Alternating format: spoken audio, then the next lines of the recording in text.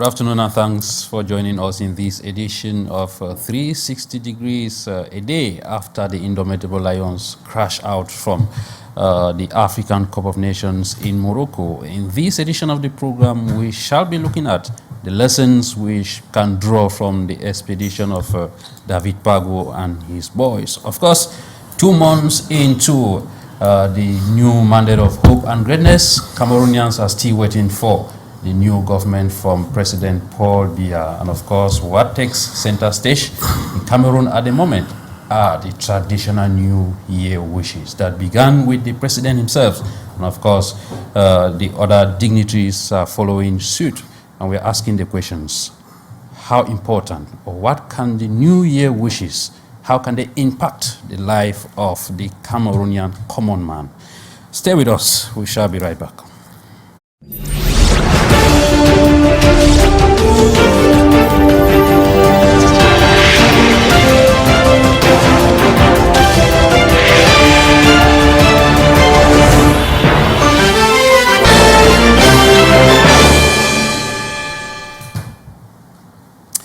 Yeah, welcome back. I know the defeat of yesterday is quite heavy, and all of us, we got heavy hearts, but then life has to move ahead. We come back to the studio to welcome those who will be here today to discuss these very important issues to contribute to nation building. Of course, I will begin with my very good friend, KEDIA Robert, who is a teacher, and he is one of those who communicate for the ruling party, the CPDM. KEDIA, it's a pleasure to have you. Thank you very much. Greetings to you. Greetings to my co-panelists. 2025 is gone. We are in 2026. And we are looking at the beautiful aspect we have seen at the beginning of this year, and we are looking at those difficult aspects too that is facing us right deep into our eyes. And as Cameroonians, all we need to do is to work together for a better tomorrow. Indeed, it's a pleasure to be here. Special greetings to all the people of Bamising and the entire Cameroonians that are watching us. Thank you. Did you sleep well last night? Really, I could not sleep well because when I was watching the match, the commentary from my wife was what disturbed me the most. Okay. When the guy that scored 1 goal, she would be like, "You don't finish, it is finished." And I was like, oh God, if there is a way we could have even 15 players in the field, but each time she said, "It is finished," I was like, hey. So, but it's a game, it's a pleasure. There is time to win and there is time to lose. Every decade we've always won the AFCON, and the boys are coming back. I appreciate what they did and encouraging them to do better. Okay. Because I'm one of those Cameroonians that deep inside my heart, 2 weeks to the AFCON, I could not believe that they will get to where they finally got to. So I appreciate their effort. Okay. Thank you so much. I have our MICAH, a colleague, a journalist based here in Douala. Happy New Year, Mr. Awa. Happy New Year, Hyncenth. Good afternoon, ladies and gentlemen, and hello to my co-panelists. It's a brilliant New Year 2026, and we are excited. It is starting so well because I watched football last night, even though the indomitable Lions lost. But they put up a brilliant performance, which is quite promising. So at this stage, it is safe to say that the next decade for national football in Cameroon, or international football for Cameroon, is very secured. We're looking forward to seeing more wonderful players join the squad, and special congratulations to the amazing coach who came in just at the verge of when Cameroonians were losing hope and thinking that Cameroonian football was down the drain, but he came up with his local experience. This was his first ever international exposure, and we saw the spectacular show that he put up, and it's quite amazing. I say congratulations to David Pago, and of course I want to seize this opportunity as I engage into the program to say hello to all the Pinyin people in Cameroon and worldwide. That's where I come from, and His Royal Highness Kenneth Asobo III of Pinyin clan, and all the dignitaries of that beautiful place. You know, we produce a lot of vegetables and Irish potatoes from Santa subdivision. So, and we export to Cameroon and also outside of Cameroon. So it's amazing to be here today. Thank you. Greetings to the Pinyin people. You have the opportunity to talk to us in the course of the program through the numbers that you'll be having on your screen. The third panelist we have today, he is the executive president of the National Veteran Tournament organ. And he's also a member of the NOW movement for the fight against corruption. Mr. Peter METAMBI, you're welcome. Thank you, Mr. Chia, and Happy New Year. It is a pleasure to be on this platform to contribute to discussions on current national issues, particularly on institutional continuity, good governance. And I'm expecting a respectable and unobjective exchange from all of us. Yeah. And permit me also seize this opportunity to say a big hi to my veteran family, especially the president of Victory Club Bonaberi, Mr. Tanto Muma, and also the president of Mancom Veteran, Mr. Ade, who will be the host of Naveto 2026. And another special hi to my good friend Adetuma, who is the president emeritus of Mancom Veteran. Okay. Thank you. Thank you so much. I will be coming back to you. The panel is now complete. Dr. Ako John Ako is here, political analyst. He has many caps, though. Let me limit it to Doc, you're welcome. Yeah, a pleasure once more again, Hyncenth, and to the other panelists, Mr. METAMBI. It's been a very wonderful time. Yes, we were together with the Akere movement and many during the campaign. And again, KEDIA Malafe, we know, a vocalist for the ruling party. And once again, we made Happy New Year to all of you. And my brother, it's a pleasure sharing here. Yeah, talking Cameroon, honestly, I would like to cue in, because whenever there is a possibility like this, we have our mind to present what Cameroonians are waiting. SAT Cameroonians eliminated yesterday at the African Cup of Nations. But then again, lessons learned, and again, I believe notes have been taken that the organization was not the best for the national team. And that time again, when it, I used to say, sometime I told KEDIA that when the elephant fights, the grass suffers. The people lament more for their national team, but then we know where the problems were coming from. When you fail to prepare, it is preparing to fail. That is what we have always said. Feeling or bringing a team up just a few weeks to a tournament like the African Cup of Nations simply mean that Cameroonians were not ready. But then the boys that were called up equally indicated that spirit that Cameroonians have been having. That if we are called as Cameroonians and there's good preparation, Cameroonians are willing. And that goes to all walks of life, meaning from the transporters to teachers to nurses, doctors, and meaning the buy and sell them on the streets. When you give them the enabling environment, Cameroon is going to be a beautiful country. Cameroon is one of those countries that has been blessed and that many Cameroonians are not aware. I'm talking that respect to people like KEDIA who still sing the songs of the ruling party and thinking that the old man can still stand and that can rule Cameroon. This is not the Lions we know. This is not the national team we used to have. And people could tell you that if there were glories in the 80s, it is thanks to organization and governance which the NOW movement and equally the Hope movement have been standing for. And I think Cameroon, the head of state this year talks of hope and greatness, and we are still to see the greatness. I believe this is what we are going to talk here today. Thank you so much, Doc. We shall rapidly go around the table. Mr. Peter, how would you paint the journey of the Indomitable Lions in this AFCON? The journey of our Indomitable Lions in this African Cup of Nations has been one of mixed feelings. We had an opportunity based on the fact that we qualified. Unfortunately, at the tail end when the tournament was supposed to start, a lot of confusion, and that's been our tradition. Whenever Cameroon is supposed to represent, or whenever the Indomitable Lions is supposed to represent our nation at the very high stake competition of this nature, there is always confusion. We have never exploited all the success we had in the late 80s, early 90s. It is just so unfortunate. I love a guy like Samuel Eto'o. Unfortunately, he's in an environment whereby what wins is confusion. And I think that when we stumble just like what happened to us yesterday. It is time for us to ask the right question, retrospect ourselves, what can we do to move forward.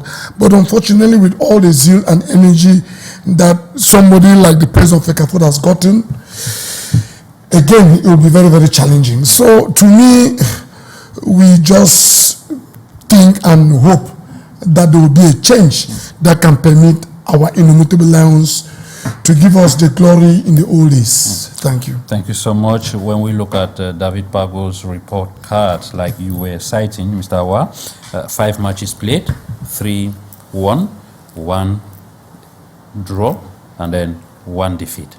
Can we say Pago has proven many wrongly? Yes, I wouldn't say he has proven many wrongly. I don't think there was any other person who was expecting him to fail. There were people who thought that because he's a local coach, he cannot do anything there. I think the underdogs have always had their own time, to do their own job and proven their worth. Well, maybe to answer your question, yeah, he proved a lot of people wrong. Those who judged him based on his local experience as a local coach, he's spent most of his career back home, and we've seen incredible work that he's done. I think that we should give him his flowers. He deserved them. At the time when we didn't know what was going to become of the Indomitable Lions, he came in just few days to the AFCON tournament, and we've seen just how much commitment and expertise he's able to pump into the national team, his organization of the team, and then the unity he has been able to create within the team is such of an amazing leader. He is the right person at this moment, and I would want to say that Cameroonians should be patient with him, should allow him build a team that can defend the glory. We want, applauded for in this country so far as football is concerned. We should be patient and give him some time to develop a team that can lead us through the next decade. The performances of the Lions in all the matches, when you look at it, we've had that youthful exuberance, we've had that excitement, we've had that all-out war spirit of these young guys, and I've also had revelations. We've had revelations. We've had the likes of Coffin, right, who plays in Germany. We've had the likes of, you can name the rest of these young boys who had, had the time to prove their worth. I think it was an amazing time to see them come up and then try to do something. Now, you realize that they played with all of the energy they had. It's true at some point. What costed us the quarterfinals was just some lack of experience. I'm glad that at some point they kept some old brooms in the house, like Basogok, who didn't have much of impact in the team. We wished they had left some more experienced hands into the team so that they can be able to fill in the vacuum. The energy was there, the zeal to play was there, but that vacuum of experience was lacking. And we had hoped that yesterday's match we would have the likes of Basogo coming to do some running and then do some sort of intimidation, his feet enough to run around the field and then and do some crosses. That didn't happen, but those are the lessons we are learning. And we think that the next decade for Cameroonian football is quite secured, and the guys were amazing. Their flowers should be given, and we should give more credit to the coach who was able to bring these guys. There was no leader in that team. There was no whatsoever captain. There was no star. The team is the star, and we saw every young person played with all of their energy and with the desire to simply win and not to show off. Thank you so much, Mr. Awa. KJ, I'm coming. Doc, I'm coming. But then let's listen to what the FECAFOOT president had to tell the guys after the game. Les gars, en vous voyant triste, j'ai les larmes aux yeux, mais je vais faire l'effort de ne pas pleurer, les gars. Je voudrais vous dire d'être fiers de vous-même, de ce que vous avez fait pendant cette compétition. Il faut être fier. Surtout, les gars, vous allez sortir tout à l'heure, il y a beaucoup d'émotions, il y a beaucoup de choses qui se sont passées. On reste digne comme des Camerounais, ne faisons pas des déclarations fracassantes. Non. On reste digne comme les Camerounais, les garçons. Bravo à vous. Je souhaite que vous restiez les copains que vous êtes. Votre première force, c'est vous, c'est votre groupe. Je souhaite vraiment que vous restez ce groupe qu'on a vu, qui nous a fait rêver. Moi, personnellement, je vous dis grand merci. Grand merci. Grand merci. Je sais que des millions de Camerounais sont fiers de vous. Ils sont vraiment fiers de ce que vous avez fait. Peu importe le résultat d'aujourd'hui, nous avons vu une équipe d'hommes. Nous avons vu une équipe de Camerounais. Préparez-vous. Parce que là, on a terminé, mais c'est un nouveau départ. Préparez-vous, les garçons. Maintenant, vous serez attendus. Et on ne fera pas moins que ce que nous avons montré pendant ce championnat. On ne fera pas moins, les gars. Pas moins. Soyez fiers de vous. C'est un moment triste, bien évidemment. On voulait tous aller un peu plus loin, mais le football est ainsi. C'est comme ça le football. C'est comme ça. On l'accepte. Nos émotions redescendent. Restez dignes, les garçons. La seule chose, restez vraiment dignes. Pas de déclaration. Je répète, pas de déclaration. Monsieur le sélectionneur, je termine par vous. Merci. Merci. Vous savez, le jour où je vous ai convoqué dans mon bureau, monsieur le sélectionneur, et je vous ai dit, vous partez comme sélectionneur, vous savez ce que nous nous sommes dit. Je voudrais vous dire merci d'avoir accepté cette mission difficile, mais belle mission. Très belle mission. Vraiment, vous l'avez accomplie comme les Camerounais que vous êtes. Et je ne peux qu'être fier de vous. Et je sais que ma petite personne ne représente rien devant les 35 millions de Camerounais qui sont fiers de vous. Monsieur le sélectionneur Belinga, je n'ai pas de mots. Cette nuit-là, vous vous souvenez, comme ça, je vous dis merci. Chacun de vous, merci pour toute cette première victoire, les gars, croyez-moi. Parce que la prochaine Coupe d'Afrique, on vient pour la gagner. Écoutez-moi bien, les garçons, et commencez à vous préparer dès aujourd'hui. On va prendre notre revanche. La prochaine Coupe d'Afrique, on ne va pas se cacher. Chaque match, on vient, on gagne. Vous avez compris, les gars? Merci les médecins, nutritionnistes, bon, la DGSN, que dire? Merci. On n'a pas vu un groupe avec de scandales, c'est grâce à vous aussi. Merci beaucoup la sécurité. Mon grand frère Sabo, je te prie de bien prendre soin de tout le monde. Je crois que tu es le plus âgé en termes d'expérience ici avec le code cacaïste.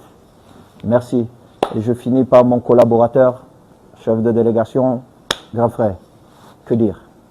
Merci pour toutes ces émotions. Vraiment, merci.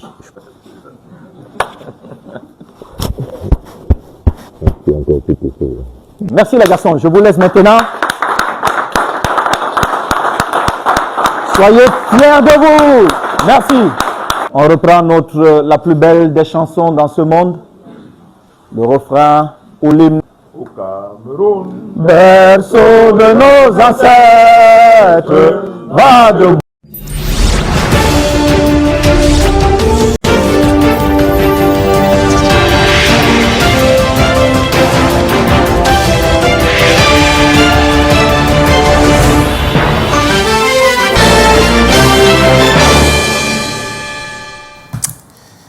Yeah, welcome back. That was the FECAFOOT President Samuel Etofis talking to the team, the technical staff after that quarterfinal defeat.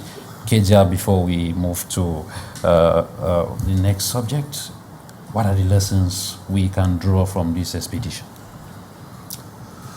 For me, it is a good experience for the young players, going to an AFCON where about 75 to 80% of the players are playing the AFCON for the very first time.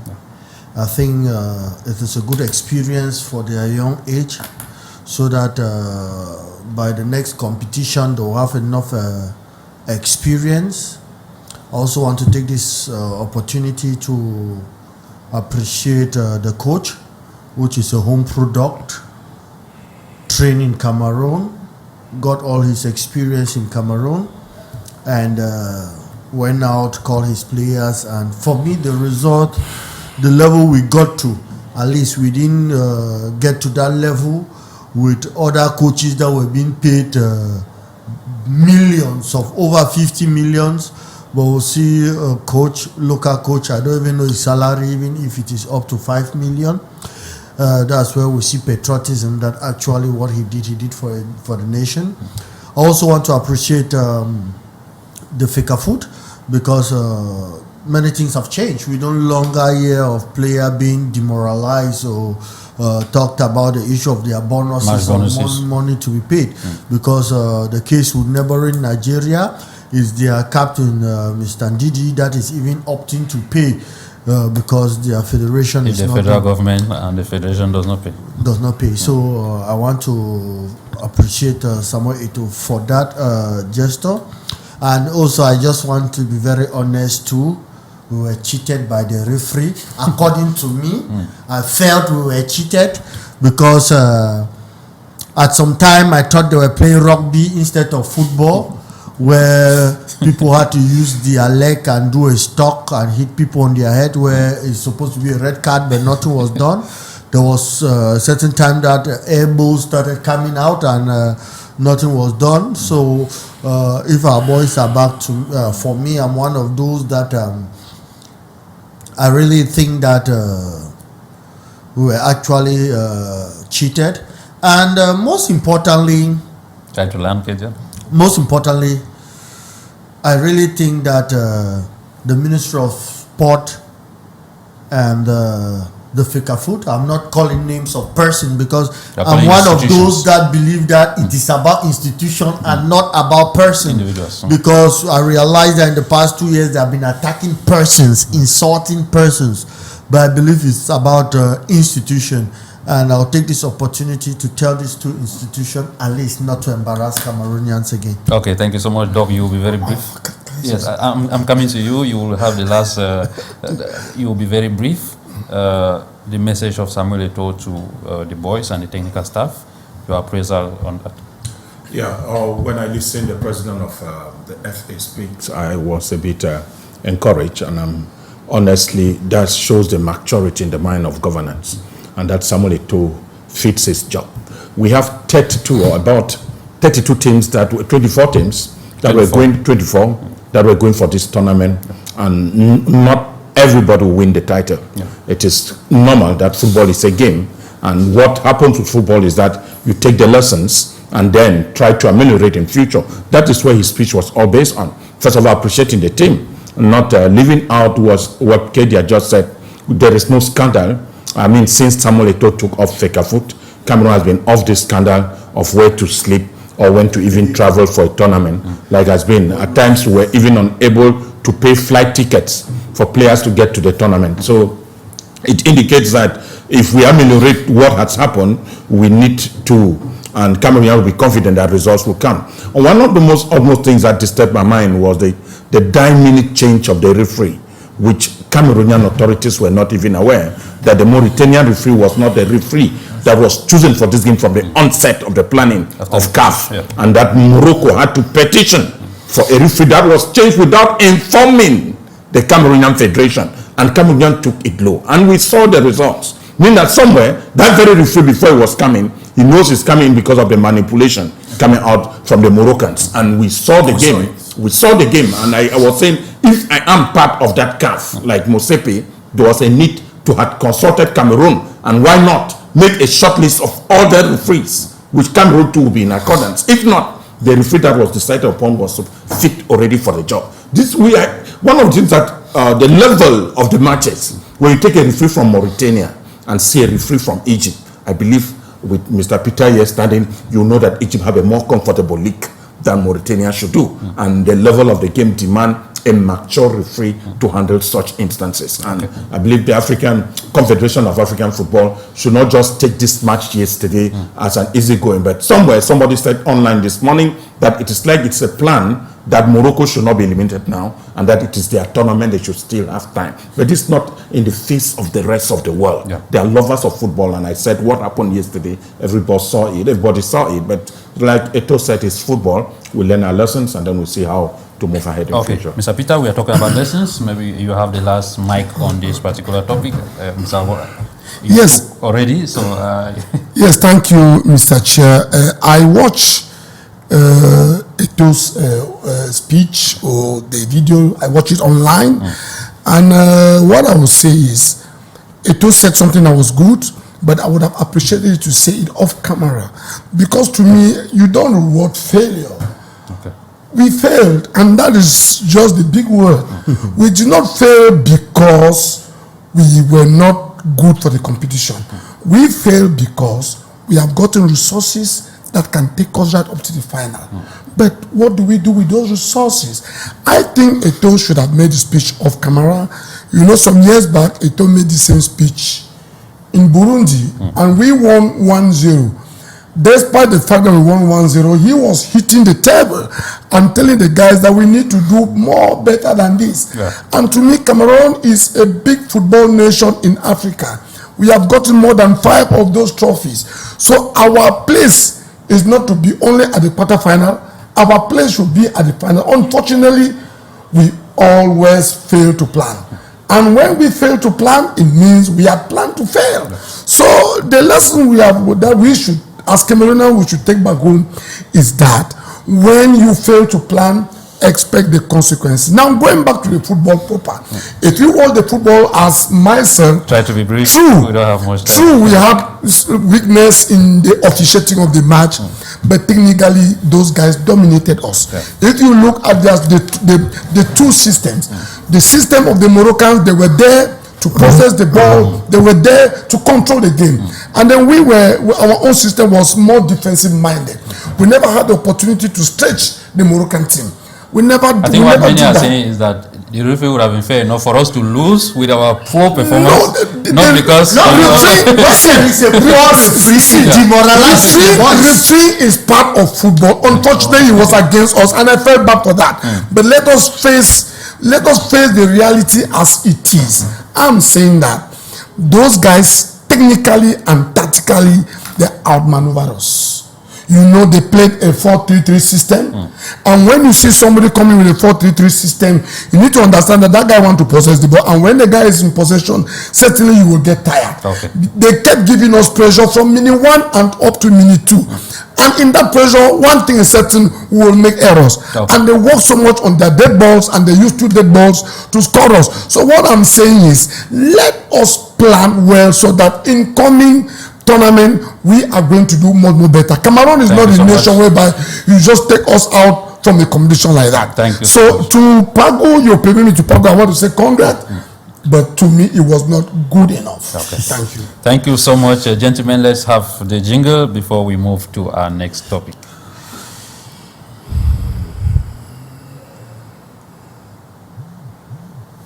The jingle is not coming. We move directly to our next topic. President Paul Biya is 2 months, 4 days old in this mandate of hope. Let me begin with you, Awa. As a reporter, are you surprised that till date we don't yet have the new government? I am not surprised because I have not been very expectant in that regard. Politics in Cameroon is very tiring. Tiring to the common man on the street, tiring to the voter, tiring to a reporter, because the life of an average Cameroonian has been stretched by politics to an extent where there is that level of apathy that exists in every Cameroonian who has concern for the prosperity of this nation. So at this point, I am not surprised that we are here to have a new government, because, like I said, I wasn't expectant. But at the same time, at the end of the day, I hope to find a new government in place that would continue to serve Cameroonians. I am thinking that a lot of changes are being made, and these changes are made in consideration with the expectations and ambitions of Cameroonians. And maybe it's taken a longer time than expected to make these changes and bring in people who can be able to deliver the result, because over time, we've had the same cry for a very long time, and this was an opportunity for Cameroonians not just to have hope as a word that has been existing in a dictionary so far as they're concerned, but to also have this hope materialize. And we're talking about greatness. See this greatness materialize in the life of a common man. Let's hope that it's taken longer for a lot of good things we put in place for Cameroonians, so far as I'm concerned. Otherwise, what was the wait for? 2 months down the road, and Cameroonians are still waiting. What elephant is the head of state cooking for Cameroonians? We can only ask questions and hope that something good comes out of 2 months of waiting to see what becomes of the new government the head of state is forming. Otherwise, it doesn't make sense to keep Cameroonians in suspense for that long. Those who voted for the mandate are hoping to see that things come to the limelight. They know who is serving them, and it's taken longer than it. I mean, pregnancy is even better because you see it growing every day and developing every day, and you see the woman going to the hospital. You see some movement, you see some activity. So it would appear that we are caught into some deadlock, and we are hoping that something beautiful comes out of that. Say, pregnancy is difficult, but eventually when the baby comes, you forget about the pain. And I just hope that the head of state is going to form a government that is going to deliver on its promises, and that the era of promises is finally over so far as Cameroonian politics is concerned. The head of state is taking his time to deliver what Cameroonians expect of him. I hope. Otherwise, why 2 months? The head of state is taking his time. Is a patient not that much? Well, I am not very surprised why till date we don't have a new government. I'm not surprised because they don't have a plan. When you are going for an election, are you saying that a mandate of hope and greatness? No, it's just another rhetoric. There is no plan in that. When you are going in for an election, just like what we have a couple of months ago, you must have prepared everything and put on the table so that the day you win, you get green. They don't have a plan, they don't have a vision, they don't have anything. It's just another, normal traditional routine. Maybe they will come up with one government, change some few faces, but the tradition will continue. Me, I'm not expecting anything, because in all governments, corruption has been on the rise. Bad governance has been on the rise. It has never reduced. Bad governance has been on the rise. Embezzlement has been on the rise. So even bringing in new people, how does it impact the Cameroonian down there?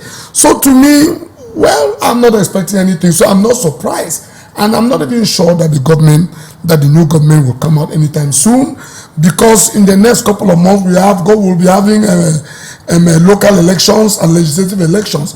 And in normal election like that, those are moments you use to reconfigure, your government structure. Yeah. So to me, it is just some traditional routine and nothing to really expect from those guys. Dr. John Ako, we are 2 months gone. Are you one of those who have been waiting and you are almost getting tired? Honestly, I've not been waiting. And if we look at the system, you realize that President Paul Biya and his cohorts, the whole regime, have been fooling Cameroonians for a very long time. I will tell you, there was 2018. We equally expected a change in governance after the parliamentary elections. And up to now, we are still expecting. Remember, there are still debt ministers still to be replaced. There are absentee parliamentarians still to be replaced. There are absentee directors of public establishment still to be replaced. What I know is that the person is in a 2D. Is no longer at the right state to bring a new government.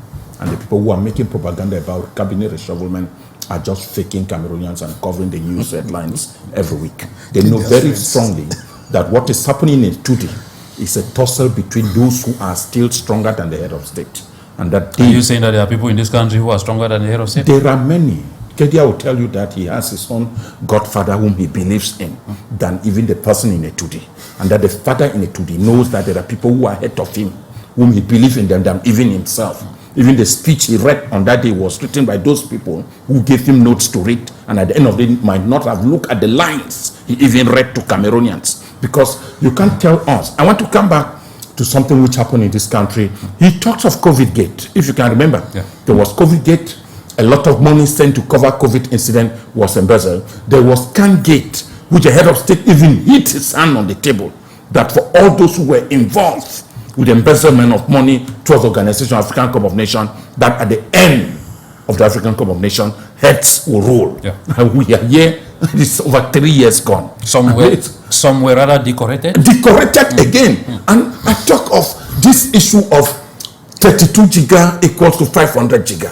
You know about the saga, about 75 billion on computers which are called tablets to Cameroonian citizens.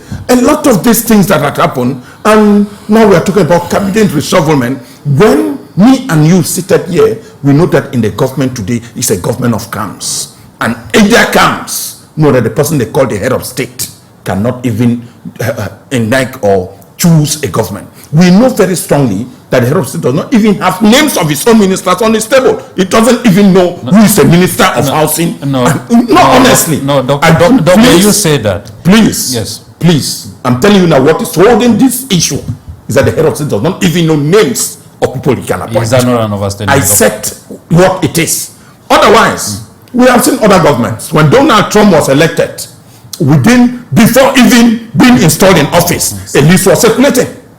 We have seen in Kenya, when Ruto took power, not up to a week, government was already in place. And you ask yourself, what's the situation in Cameroon? Do you want us to make magic? Except the person ruling us is no longer in the state. That state affairs are in his hands. Because if you send it to today by weekend, we'll have a new government. I work with Batonia Keremuna, and the plan of what this government should come within 48 hours or 100 days was known. And so you ask yourself, why is this one taking us time? Okay. That if, I don't want to use words, but it tells us that really the machines in Yaoundé is obsolete, and that everybody maneuver to have his way out. And those are what the associates, I call because down. Cameroon is like a company. Everybody has shares. Everybody has shares in his own directorate. And all of them protect the interests of one another. Okay. Those who voted for, please, even in the camp of those who voted for BIYA, there were some regions who are thinking that they stole elections more than other regions, and that they should be compensated. Those compensations are delaying. The guys are eagerly waiting. Those who went in for the presidential majority, those opposition leaders, will call them opposition, with more of a black-like nature within the opposition, they are impatiently waiting that the negotiations they had for their new ministries and directorates are delaying. I'm telling you, there's quarrel in it today that what you promised us, why is it delaying? Okay. Those are the things happening now. Okay, Doc, I will be coming back to you. KEDIA, November 6, 2025. We are already in 2026. And today is the 10th of January, which means we are more than 2 months gone. What is blocking that is the your new own analysis. It's not Instead, no, wait. I know that it is 10 days. The president said he will have a government in 10 days' time. No, I'm not talking about what the president said. Okay, what are you saying? Please listen to me. Okay, thank you. I said the head of state took power on the 6th of November. Today we are on the 10th of January, which means we are more than 2 months gone. That's what I said. Yes. I didn't talk about 10 days or whatsoever. That's why I'm concurring with you that there is no law in the constitution that says immediately you take power. I'm not talking about the law. Change government. I'm not talking. We are talking about government, right? I'm not talking about the law. Let me come. I will give you time to talk. Okay. Let me. He took over the country, or he continued, or he renewed his mandate. We had boiling issues in this country. Thank you. Many were expecting that maybe a week after a new government will put in place. What is blocking the new government, KEDIA? That's why I am telling you that Yes. I myself was expecting a new government when the head of state spoke on the 31st that I will put a government in the coming days. That's when we are supposed to expect a new government. Now, we should not mix it with the case of Ruto, the case of Trump, because they were not incumbent. If today Dr. Akko is voted, naturally he will not use somebody else's government. It's logical, it's normal. But when you are an incumbent, you have your government already, and your people maybe voted you because they have confidence in you and your government. So we should not mix things when we are analyzing. I was expecting them to bring an incumbent that is in power and tell me that immediately this incumbent won the election. This is what he did. He changed his government after 1 day, 2 days, 3 days. I stay with you. Macron did. I stay with you. No, Macron. Please, I stay with you, KEDIA. I will give you time. I stay with you. Are you telling Cameroonians that if the head of state did not say on the 31st that I will appoint a new government in the days ahead, we should just fold our arms from when he was sworn in, that there will be no new government? Now, we have public opinions that matter. But what does the law say? The law does not impose to him that immediately if you are revoted, you must create a government. The law does not say anything. Nobody it says is based on his discretion. So I am saying that for me, the Constitution did not say President Pobia immediately after this election, this is what you will do. There is nothing. He did not come during his campaign and say that after if I'm voted, I will change the government. He didn't do that, and the law does not impose anything on him. So I am expecting a new government now as a Cameroonian. Why? Because the head of state himself said by himself that I will have a government in the coming day. That's what I rely on. Okay. And that's what legally I can tell the president, Mr. President, you said in the coming day, I am still waiting. That's legitimacy there. That's legality there, because that's what he said. So I am one of those that I'm expecting a new government as the head of state himself promised. Now, the issue about why it might be delaying, I will appreciate what Dr. Ako for the first time said, even though there were a little bit of small negative energy on it. The issue is appointing the government in Cameroon. There are many things that are taken into consideration. First of all, you look at the integrity of the people. You look their judicial backgrounds. You look at also, you see, we are in a country that we have many tribes, we have many regions. It is natural that we take that into consideration, because even if you appoint the best ministers that will do the perfect job, but they are from one tribe, it's a problem. Those are realities that, of course, we need to accept them. That there are certain aspects that we will look at into. We have political allies, and even if we have an opposition that have something to offer. So to have a new government, there are many considerations, of course, that any government will look into to be able to bring. Like, for instance, youth, they are waiting for, they said it's our mandate. So also we are expecting a minister that is less than 36 years. Women too, they are expecting. So there are many considerations which I think the president, the head of state, is looking into. Are you saying that before November 6, the head of state, he did not know some youths and women that mentality is there? That is November. It's a new mandate. Is there any law that says a new mandate must have a new government? We should stop spreading information that does not exist. Okay. Tell me any law that says a new mandate should have a new government. Okay. Mr. Tell me, you're a journalist. Is there any law that says for the moment you are concluding that a new mandate must not have a new government. Let's stay on that. That is what is there. All right. Especially when it's an incumbent. But a new person, an opposition, for instance, if Cabral Libi came out victoriously, he's going to the Unity Palace at the first time. It is natural that before he's even installed on the 6th, he has already a government. But we are talking about an incumbent that already has his minister. If Cabral Libi is voted and he swears in on the 6th of November, we don't expect him to use another person's government. But what he has to do with that incumbent, that's it. But my conclusion is that the head of state said on the 31st that he will be putting in place a government in the days ahead. That's where I rely on, and I've been waiting. Mr. Peter, maybe before you take the mic, is President Paul Biya, like KEDIA was saying, faced with multiple choices of competence, or he's rather faced with the fear of betraying his political allies? I go back to what I said earlier. There is no plan. And when there is no plan, you can take all the time in the earth while Cameroonians are dying. We first of all need to understand the role of forming a government. The role of forming a government is to give satisfaction to citizens of this country. Now, our president has been there for 43 years. If he was going in for a new mandate, preparations must have been done. And if there will be need for maybe fine-tuning at the dying minute. It should not be something that will take us more than 60 days. Before the election, we had leaders who had a plan of action, for 100 days. Meaning that in 100 days, these are our expectation. But we find ourselves in a moment whereby we are all swimming in some kind of an ocean, not knowing where we are going to land. No, Mr. KEDIA. When you want to become the president of any nation, there must be a plan of action. Day one, what do I do? Day two, what do I do? When you are already know where you want to become. You said it is true. Where you want to become. I agree with you that the head of state is not bounded by any constitutional provision. But what I want us to understand, you don't become a leader, then you take more than 60 days, and then telling us, no, he will not tell us that he's going to form a government. We are already expecting that from him. It is not for him to tell us. We don't need that. We already know that because we are in a new mandate, there must be some kind of a change. There must be a new government so that the government will propel all their vision. But because they don't have any plan, we are still where we are. Okay. Mr. Awa, when you listen to KEDIA, that it is not constitutional, that the head of state must take up power and then form a new government.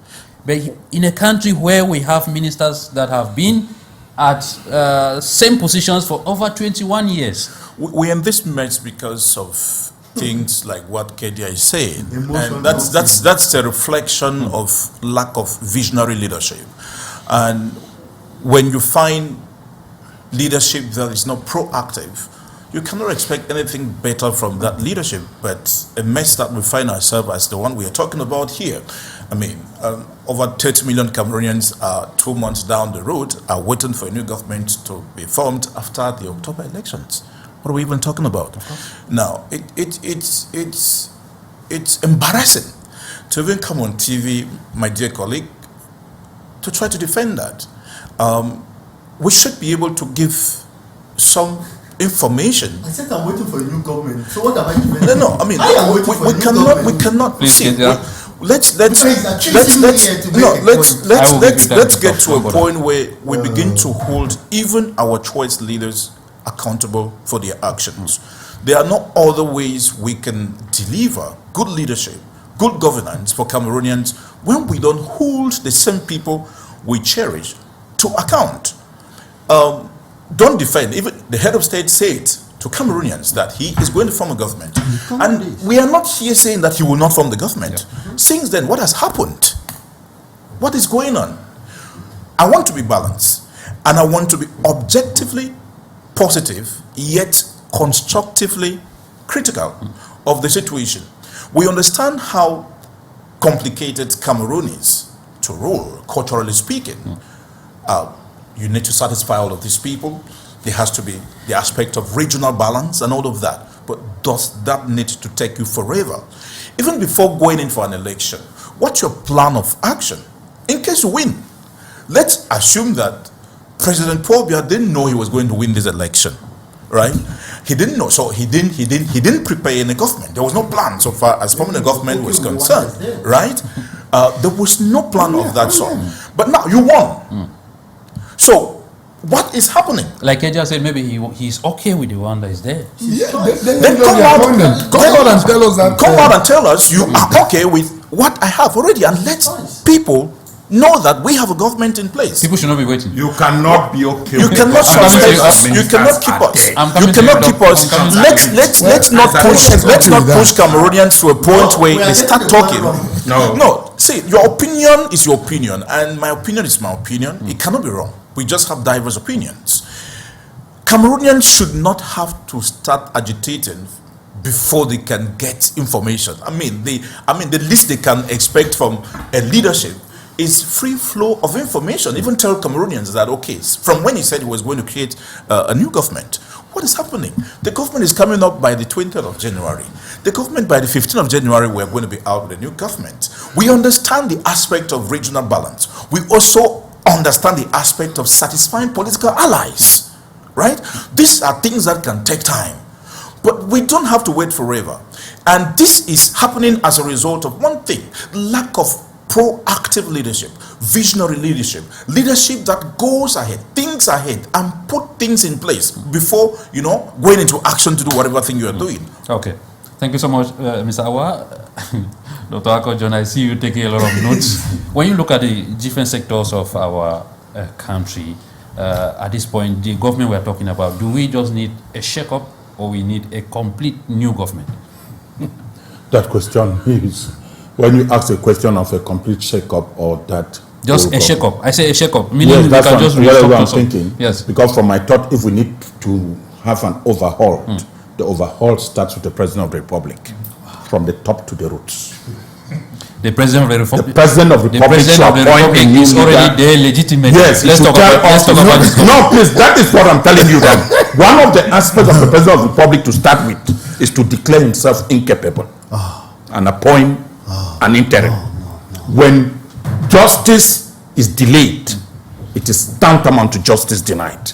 And somewhere in law we say delay defeats equity. Cameroonians are waiting. Everybody is waiting. Nothing is working. The one country on earth where prices of things don't drop is this country, Cameroon. When you move to Nigeria, it has either gone up or it has come down. When you go to neighboring South Africa, prices of oil might either drop or they are going up. This country tells us that the brain behind the nation is dead. And the central nervous system of governance is the head of state. And if we have been waiting, you cannot go to a government. KEDIA speaks, I know he has a lot of weak background in constitutional law and legal issues.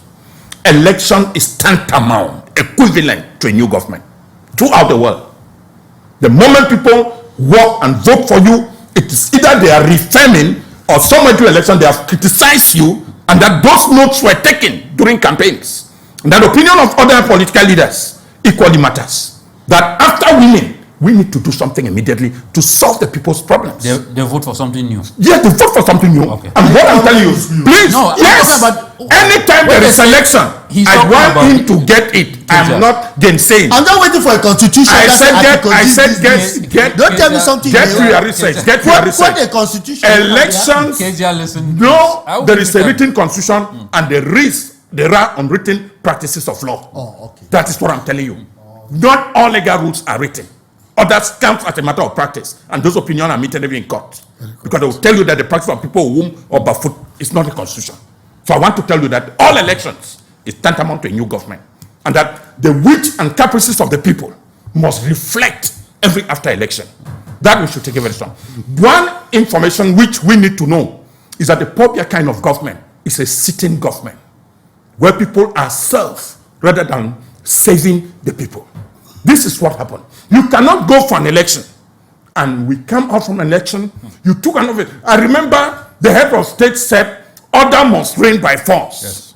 And before evening, military were everywhere. Can you imagine it? Before daybreak, even now, you still have military. There's a whole military control barracks at the central town Yaoundé. If you go there. Meaning the order is reigning. That is what we are telling you, that meaning they still have somewhere the mind of taking decisions to meet up with what disturbs them, but not what disturbs the people. That we should know. That if we want to rule a government, the government of Cameroon knows that there's a problem for electricity. It will tell you that. The people of Cameroon know that there's a problem of roads. The people of Cameroon know that the high cost of life in the market is not going. There is a need to rejuvenate and give Cameroonians hope. A lot of Cameroonians are not asking because you appointed a minister to come and give them food. They are not asking because they think that the road will be in their backyard or behind their kitchen. This road or hospitals, we don't want to talk of the saga of missing babies and what calls stillbirths in hospitals. We have not seen the babies women put to bed. These are critical issues. When such scandals are made in some ministries, there's a need to revamp the whole ministry. That takes the presidential decision. There is a need. Honestly, I believe that Cameroonians are clowning with the life of a nation. And we must, if we are clowning at home, let us not take it to the people of Cameroon. Okay. Because Cameroonians need account. Cameroonians need transparency. Cameroonians need a government where things are done right. If we can criticize Samuel Eto'o, there is a need to talk to the government. This is just a unit of the state. Okay. So please, KEDIA should have it in mind, and I insist that every time there's an election, it is tantamount to new government throughout the world. Okay. Even in France, that's why you see the struggle going on. Okay. Gentlemen, let's listen to what the common man on the street thinks about cabinet reshufflement after or during this new mandate.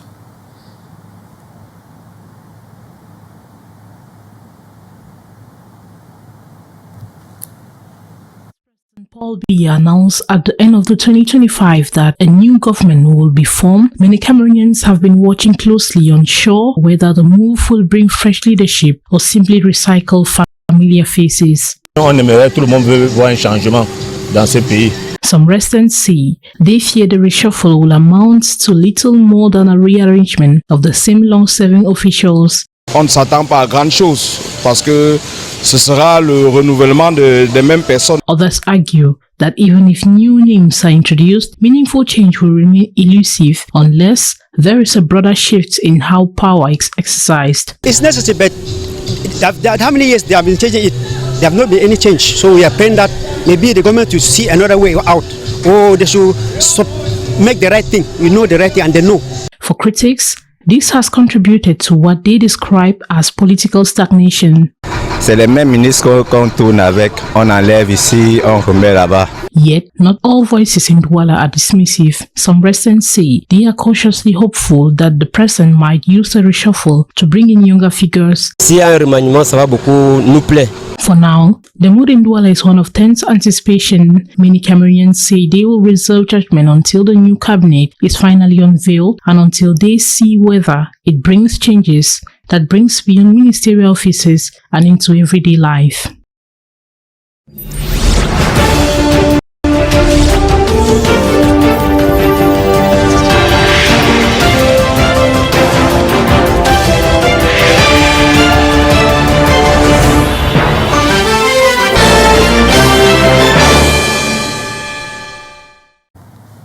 You're welcome back.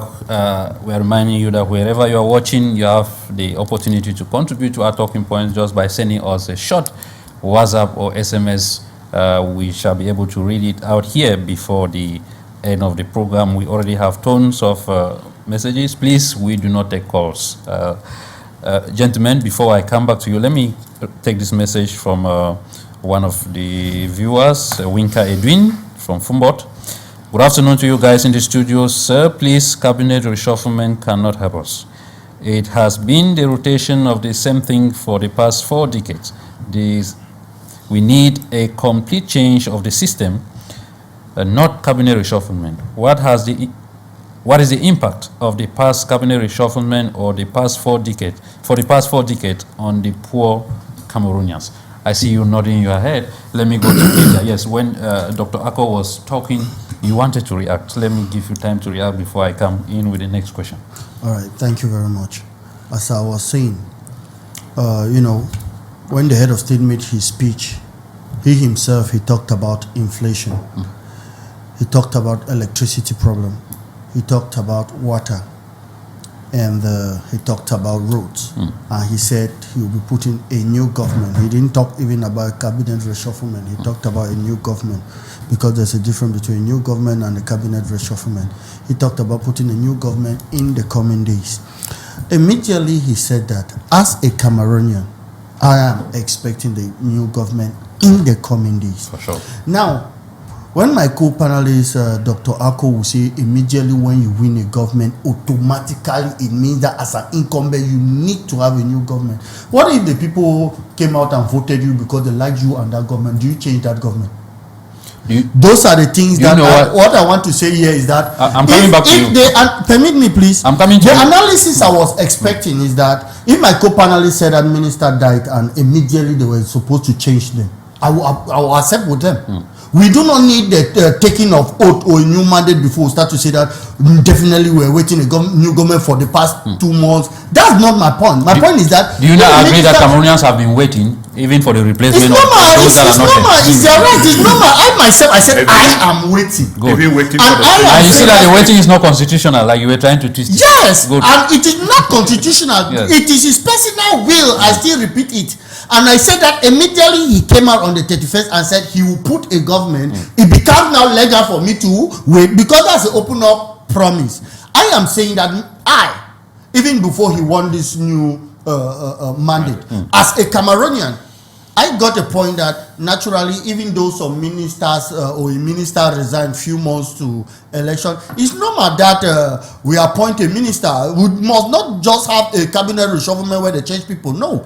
If one minister dies, the president has the right, the power, the legality to appoint a single minister in that position and not an interim.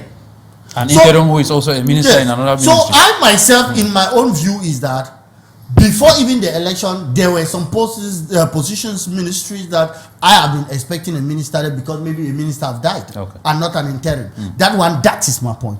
But what I am saying is that when a president wins an election, it is especially an incumbent when you're already in power. I understand. There is nothing that imposes you that since you won an election. No, if the people voted you because they love your ministers and the work they are doing, I want to correct it that this is an idea of dictatorial regimes. No. It doesn't work in any democratic regime in the world. Prove me with I'm law just now. telling you that the system he's constitution. talking about is what comes from regimes like those in South Korea and North Korea, and you find it somewhere in Naples, or again you may find it in China, where you have a communist system. I am talking here in Africa. Buhari won his election as a legitimate president. His second mandate. How long did he stay to put? I'm telling you that when every election, we should not watch our leniencies in public. Government? Every election needs a new configuration of the feelings and the thoughts of your electorate. Okay. If the electorate are satisfied with your government, there is no electorate. If Cameroonians were satisfied, they would have been asking for a new government. That's we should not talk about it. It's an if. Okay. And what I'm to conclude, I'm still saying again. What I'm saying again to learn is that the head of state has said you appoint a government in the coming days. We are all waiting. And I'm so excited with the statement he made. He said that he will appoint these ministers looking at their integrity. He listed all the criteria. And I believe that we should wait and look the new government that will handle the problem he himself have noticed that Cameroonians are complaining. Okay. Mr. Peter, when you listen to the message from Edwin, he says the past cabinet reshufflements have not really solved anything. Is there a problem with the casting? Maybe different people appointed to institutions where they are not or they do not merit. I want to concur with Edwin. You know, Cameroonians' problem or our problem has never been that of cabinet reshufflement. Okay. Because what is our problem? Our problem is more of systemic. We find ourselves in a dispensation whereby whether you appoint ministers or you don't appoint them, they are not accountable to us. You see ministers who have been on the seat for the last 20 years, you know, they have lost all their vitality, they have lost everything.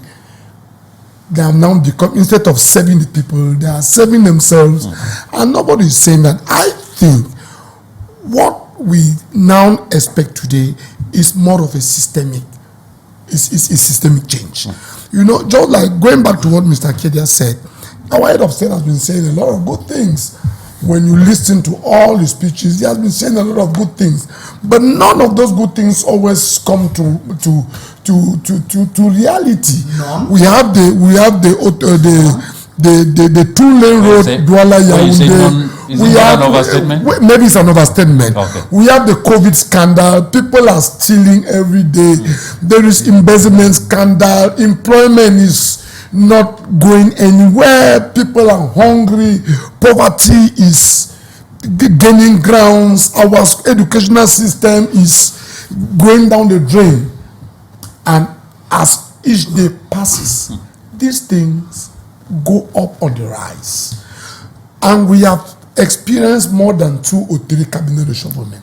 What has he brought to that Cameroonian who is far there in my village in Gembo? He has brought nothing. So I think we should have been spending this useful time talking on the things that will help us, you know, give a better future for Cameroonians tomorrow. Okay. Unfortunately, we are belaboring cabinet reshufflement. This is just to say, I want to go back to what Ateba Eyene said. Le Cameroun, c'est un pays hors sujet. We always talk things.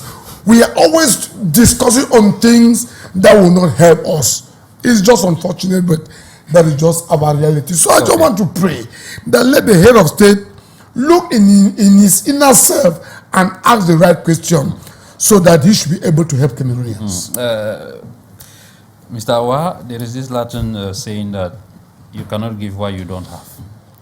Is that the reason maybe that we don't have results in some of the ministries? Because the people there, they were not appointed based on maybe what they can be able to offer them. I think we've had this problem in Cameroon, so far as governance is concerned, for a very long time. I always think that football should be given to footballers to manage. And when forming a government, you should look at the competencies of people. Someone who has never read finance in school is appointed Minister of Finance to manage what? What knowledge does he have? Someone who has no background in health is the Minister of Health. That's an example. I mean, so why should a very delicate sector? That's very delicate. I mean, it tells you just how much our leaders play with our health. You know, because why should you gamble with the health of Cameroonians? People should be appointed. That's an example. I didn't call the name here. People should be appointed based on their competences, right? People should be appointed based on their competences, integrity, and their selflessness, the ability to serve Cameroonians unreservedly. It's very important. Let's hope that what is taking the head of state this long to be able to put a government together is this understanding that we've made these mistakes in the past, but it's time for us to consider these mistakes. We've learned the lessons. It's time for us to correct them and appoint people into places where they are competent. They have the skills, they have the ability, they have the integrity to deliver for Cameroonians, because we are in a very delicate era, especially this mandate of hope and greatness is very sensitive to Cameroonians, and I think to the head of state himself. So I think, in my thinking, small mind, the head of state is looking back at those mistakes that have been made. Ministers who are not supposed to even be ministers are ministers. And he should look at the aspect of compensating allies who are not qualified just because he wants to reward them. No. Let's get into a competence-based governance where people are charged with what they're able to deliver, and we hope that this is the way forward for Cameroonians to be able to get some better result. We are looking forward for result. We're not looking, I mean, the era, I mean, what else does he want? This is the last time for him to cement all of what he's built over time. And I think that he is sensitive about this. Did he say that this is the last mandate?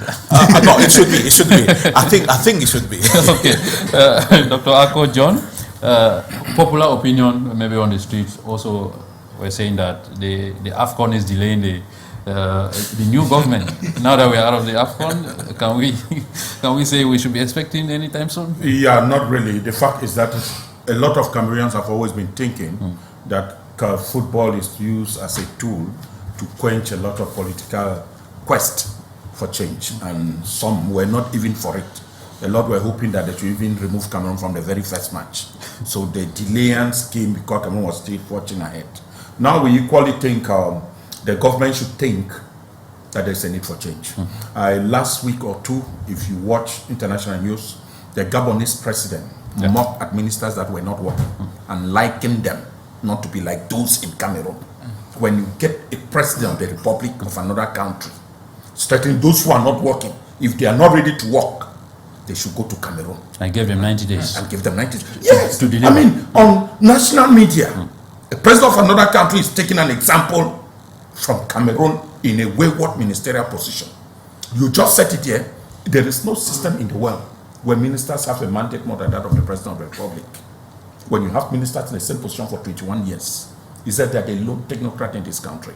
There are things which we speak, at times we speak with a lot of arrogance. Some will tell you, c'est nous qui gère le système nous appartient. Nous sommes de la créature du système.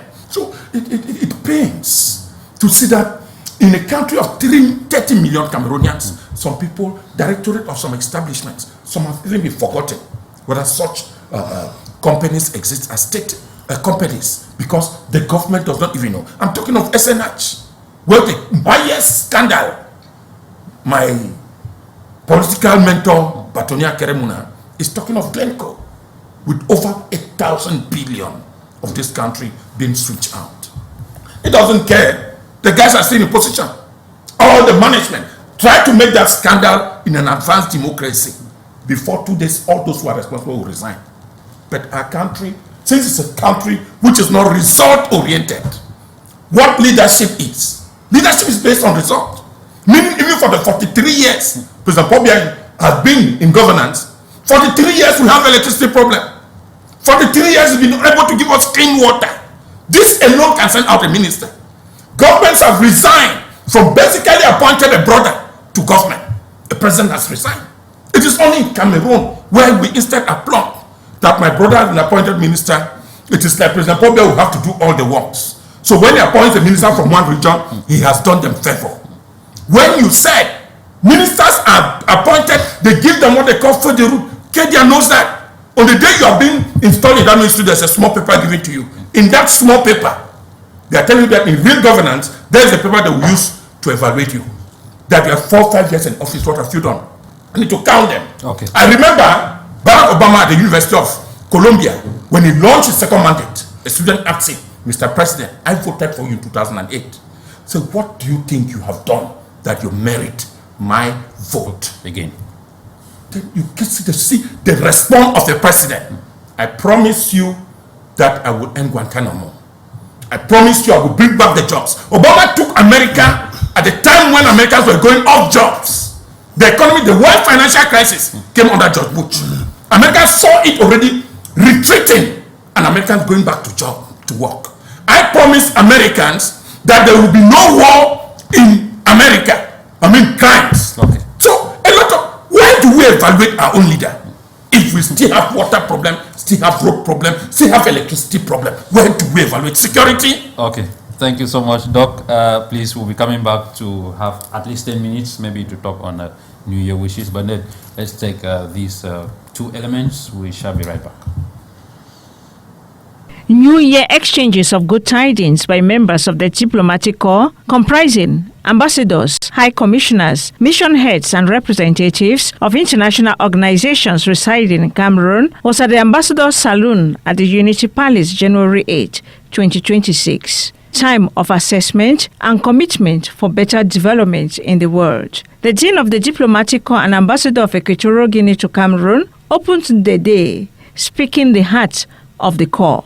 Like the Dean, President BIYA carried the public, their guests, through the world and back, reiterating the need for all hands on deck to contain terrorism, conflicts, crises affecting the population. An occasion for renewed engagement to support each other this year. Amando Kote Echwaka is the one that opened the handshake ritual, pouring out wishes for good health, prosperity, and more for the new year. First, in BIYA's 7-year term in office. One after the other, the ambassadors took turn for the ritual of the day. Among them, one can see outgoing U.S. Ambassador to Cameroon, Christopher Lamora. Like the many, the symbol of diplomatic ties, a new page, a new beginning, 2026 in Cameroon.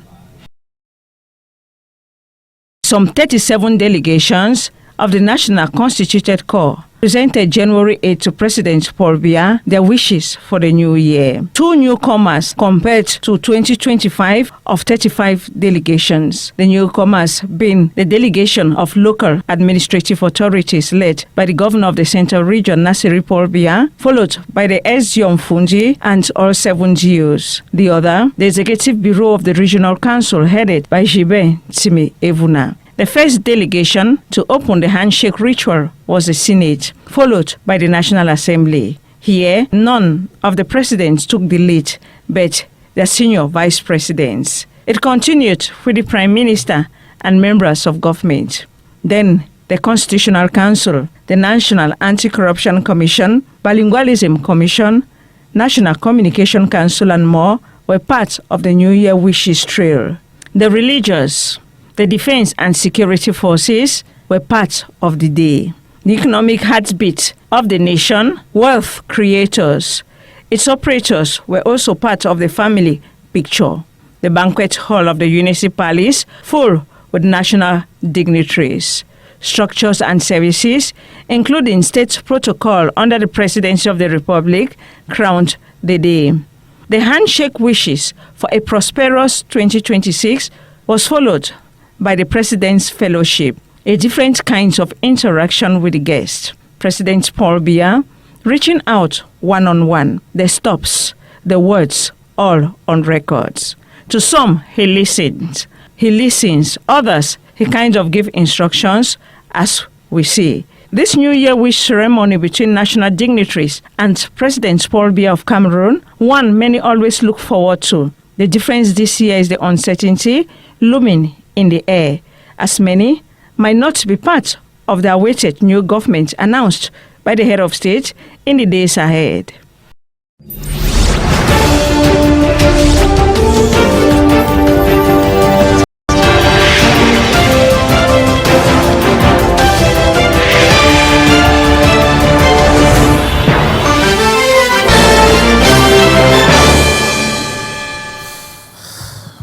You're welcome back.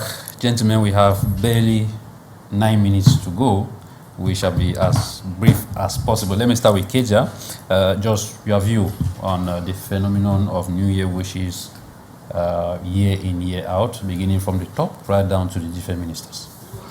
I see it as a symbolic gesture which administration comes together, where the judiciary, the legislative, all of them can come together and greet he who is in the center. And many discussions have been put in place.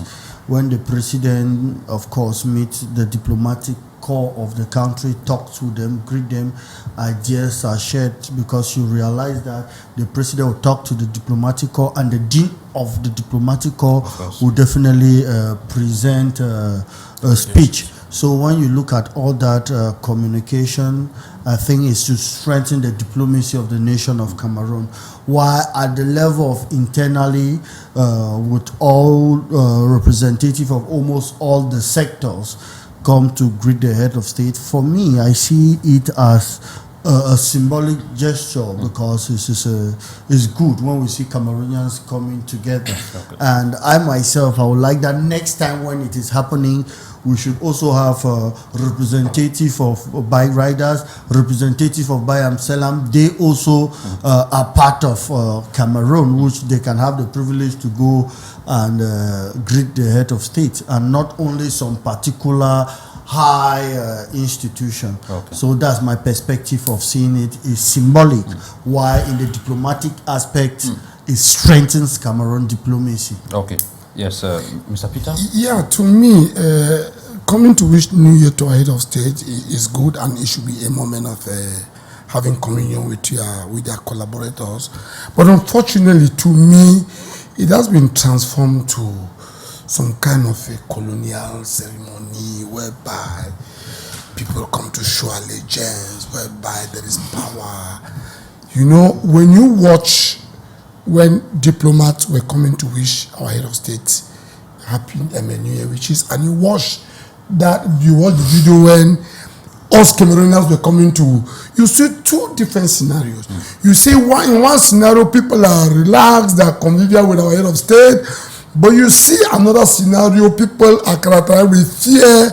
You even see there's a yellow line. I mean, some people come even to greet you, they don't even look at his face. And then I begin to ask myself, is that really necessary?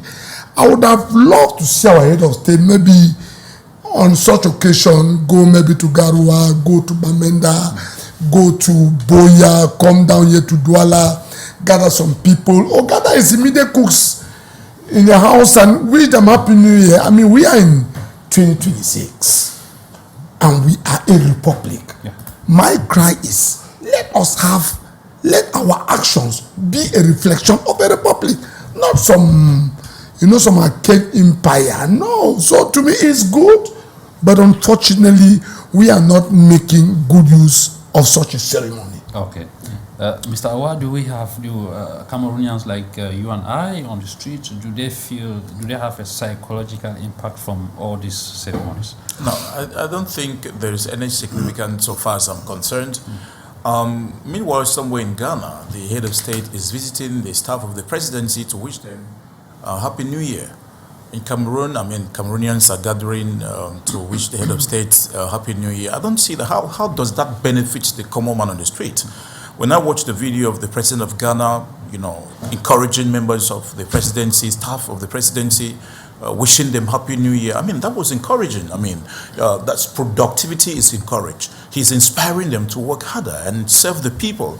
I think that while it is important to celebrate, it is important to wish the head of state Happy New Year, we can think of something better. How well can we do this? You know, we should not be locked up stereotyping, repeating the same thing over and over, and we are not seeing any significant changes or impact on the lives of Cameroonians. That's taxpayers' money. To organize an event like that is a lot of money and does not benefit the taxpayer.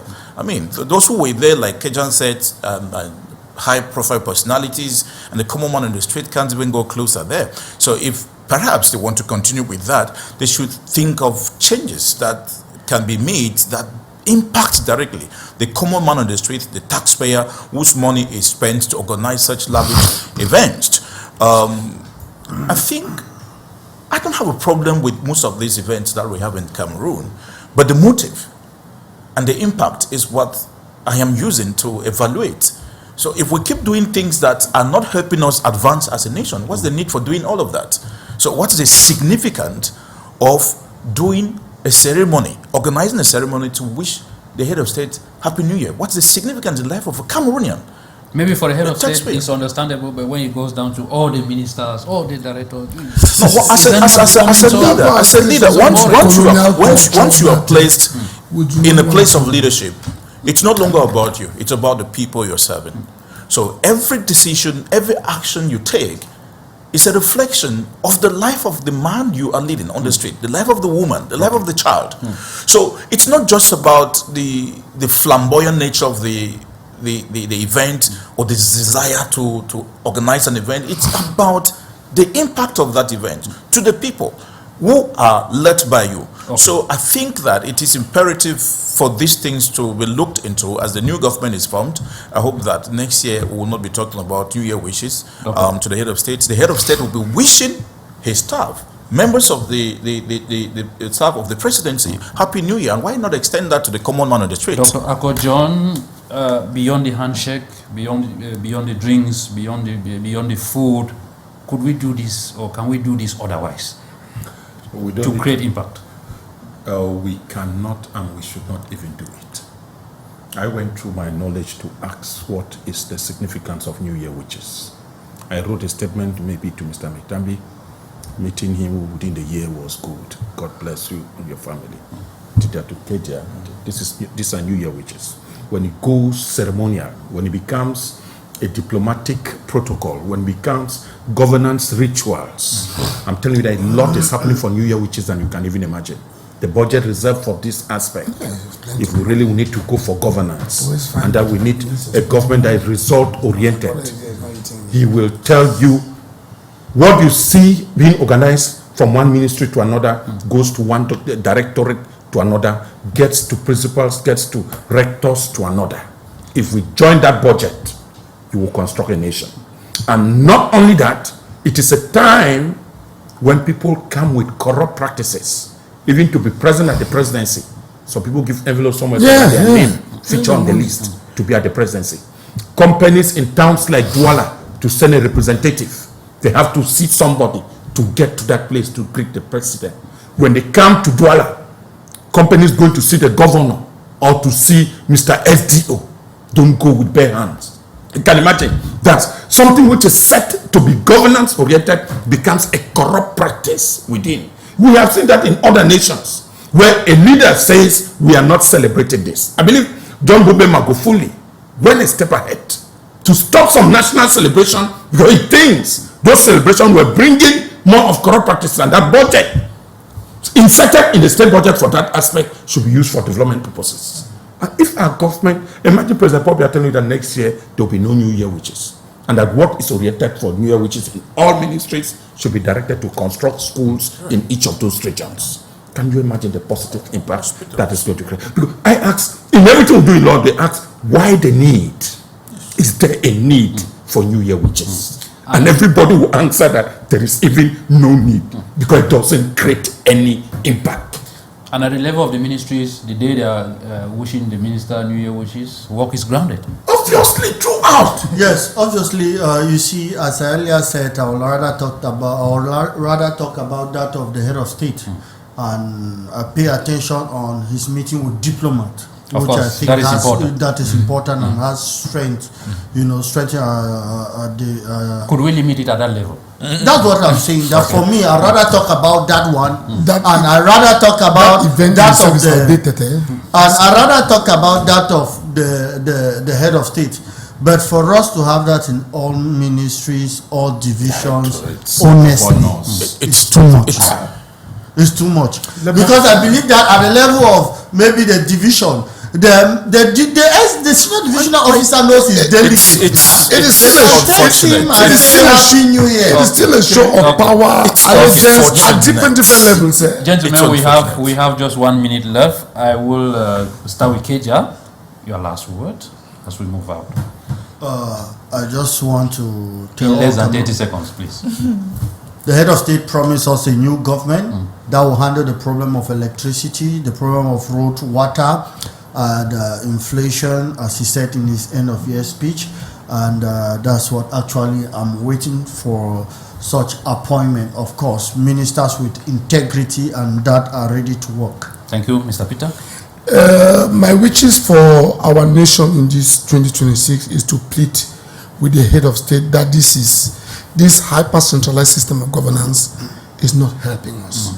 It is high time he gets to a format whereby we can really take care of ourselves. I think it's very, very important. He has done this for the last 43 years, and you can see where we are today. There is nothing to really, when it comes to comparing with other nations are moving forward, and then we are still standing and debating on issues that will not help us. So my wish is that let the head of state look in his inner self and come out with his lasting legacy that will permit a new lift for our nation. Mr. What? Calling on the head of state to help us tar the routes to Pinyin, from Santa going down to Pinyin. We don't have routes, and I hope that the head of state can take some time during this mandate of hope and greatness to see into the infrastructural development aspect of the Pinyin clan. We don't have roads, please, and we produce a lot of food for the nation. And we feed Cameroon with so much vegetables and Irish potatoes, and you can name the rest, but we don't have roads to transport these things into the cities like Yaoundé, Douala, and even Bamenda.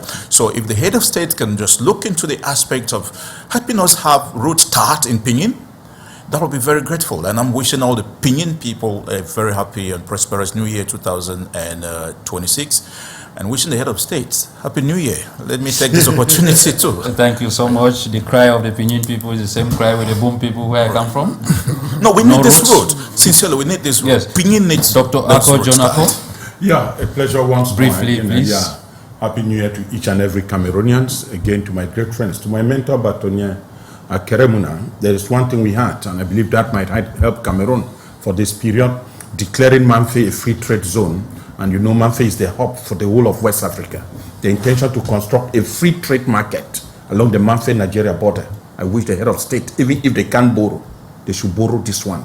If Mamfe becomes a trade hub for the whole of West Africa, Cameroon might have something to earn from. And you know what we mean by a free trade zone, no taxes, no import, nothing.